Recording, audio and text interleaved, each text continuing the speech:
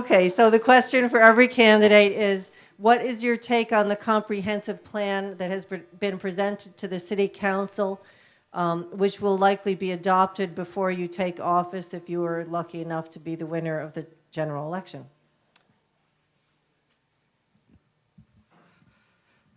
That's an enormously complicated question. I've been involved in civic work in this town for, as I say, about 30 years. And one of the bad things we do, why is this doing this for me? What am I doing wrong? I don't know. All right. Okay. Then I'll be too loud. Is that all right? It's too. Oh, of course, it's feedback. Thank you. What typically happens is something complicated comes up and the political people don't want to deal with it, so they appoint a blue ribbon commission. This isn't just Annapolis. It happens everywhere. There are jokes about it. The commission works like mad. Very important people take time out from their busy schedules, and they come up with a whole lot of compromises and things that aren't perfect, but they're agreed to. And then it goes before the city council or whatever, and it gets chewed to pieces and nothing gets done. I've seen it over and over and over again. I was at the city council hearing Monday for the comprehensive plan, and Ms. McFall testified very intelligently about what her concerns were. And I don't have any problem with any of her concerns. I think we are worried about what they're going to do with development. But on balance, it was a good committee that worked well, and I think we should give it a chance. But is that to say that I don't have some of the same concerns that were expressed at the hearing? No, it's not. I do. But a comprehensive plan is a plan. It's not binding. It's guidance. So I'm much more worried about a new market house lease being entered into before the next people take office than I am about a comprehensive plan. Thank you. Thank you. Yes, I had an opportunity to go to the hearing a couple days ago, as we all did here at the dais. And I, too, agree with Gil. There are some small, quirky little things that I think need to be addressed. But overall, the plan is a good plan. And, you know, as Gil said, all plans can be broken, can be amended, can be changed. One of the things that was overwhelming in terms of one of the testimonies that we heard on Monday night was a young woman who lived in public housing. And that is a concern, that we have to make certain that everyone in this city has the right, not the privilege, to a decent quality of life, regardless of what ward they live in, what neighborhood they come from, what socioeconomic background they come from, that they are given the same opportunities of consideration in terms of where they live and how they live. And so I hope that as we look at this plan a little further, that would be one of the areas that we provide an opportunity to take a second look at. The other thing is that we all know that development is the big bad wolf, the big elephant in the room. And no one wants to see big, tall buildings in this city. This is a historic city of 4 levels of government, a beautiful, rich city in history. And we want to keep it like that.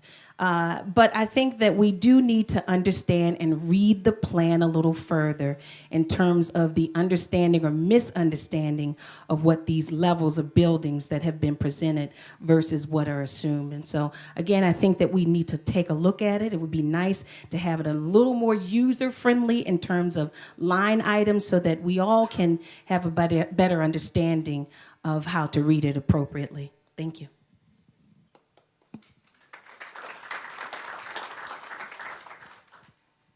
Paris Glendenning once observed about development. He says, the problem with development is that nobody likes sprawl and nobody likes density. So what do you do? And I mean, the governor who pioneered smart growth. I commend the people who served on this comprehensive plan committee because they did a yeoman's job at trying to come up with a positive way to manage growth. because Annapolis is changing whether we want to or not, and we need to find a way to manage it. And in 2 minutes, it is impossible to talk about the details. What I like about the plan most of all is that it recognizes some of the things I've talked about earlier, which is that we need to recognize that Annapolis is a town of neighborhoods with defined character. To that end, I share the concerns of a lot of my fellow residents of West Annapolis that the proposed density for the West Annapolis Opportunity Area is a little too much. But again, the comp plan is a broad brush document, and overall, I think it's on the right track. I testified Monday at the City Council, and I raised the concern that should not really be addressed in the plan, but it's a concern that all of us need to be aware of, which is the chicken and egg relationship between density and transit. Transit is the wave of the future. You need a critical mass of density to make transit work. The problem is, from a local government funding standpoint, is that transit costs money. It does not create revenue. And so, even though it's not the direct purview of the comprehensive plan, the city needs to have a stronger linkage before saying we're going to go ahead and approve all this new density, to have it linked to saying, okay, well, here's actually the funding where we're going to be able to provide the public transit. Because otherwise, we're left with the density and more traffic instead of density and transit. Thank you.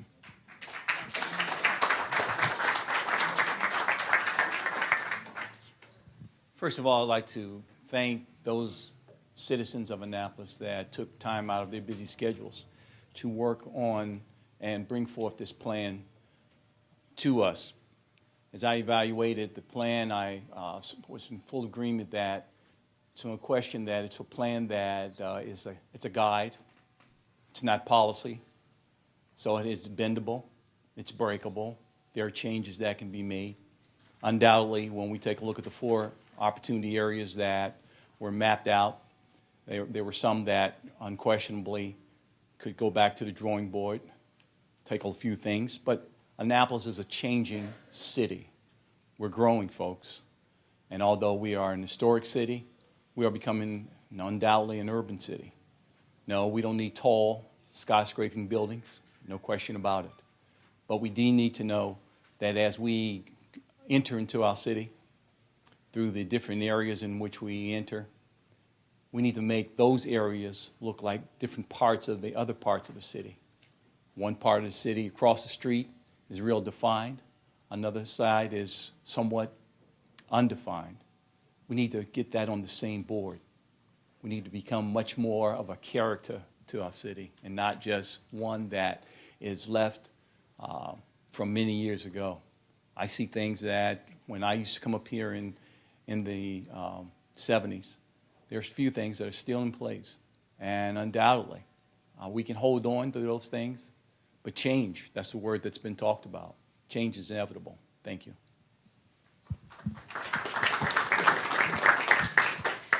I've spent the better part of the last 2 years participating in and following the process of the comprehensive plan. I've served as chairman of the West Annapolis Development Committee.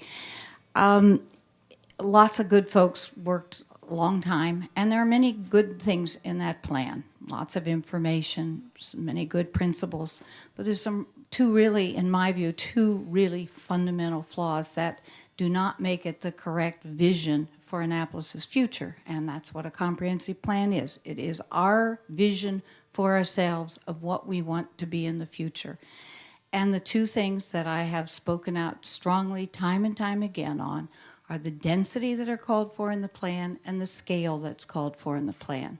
The plan says in the 10 years ahead, we should have 1,850 new housing units lining wall-to-wall, 4-story, up and down West Street, some additional pockets on Forest Drive, and in the outer West Street out by the Annapolis Town Center, 8-story buildings everywhere.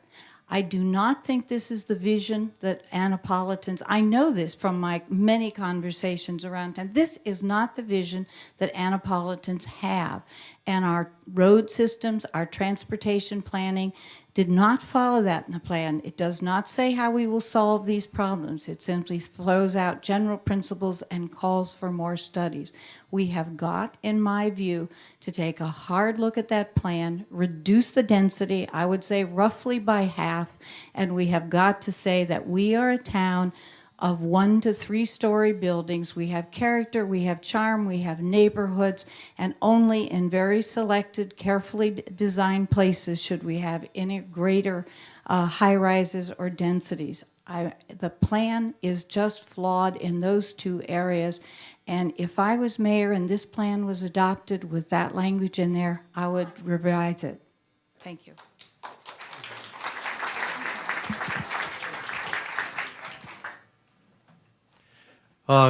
Comprehensive plan. I've worked very closely with John Arison. Been in touch with committee chair Ron Yerisho on many occasions. Worked closely with the planning and zoning staff.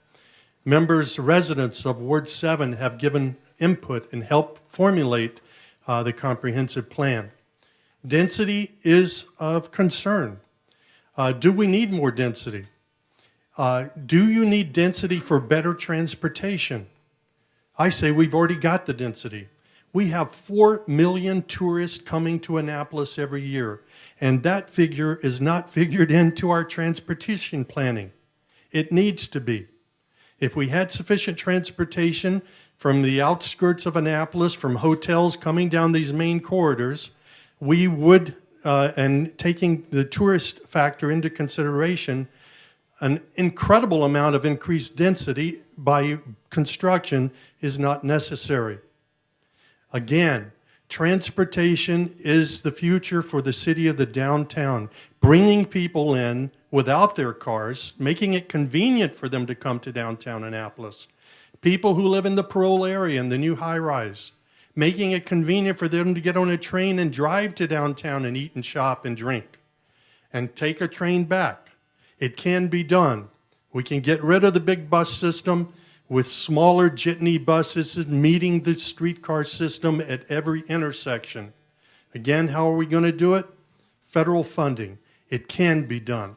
The federal government at this very moment is proposing $1 trillion in rail assistance to small cities and counties throughout the United States and to states. We can do this.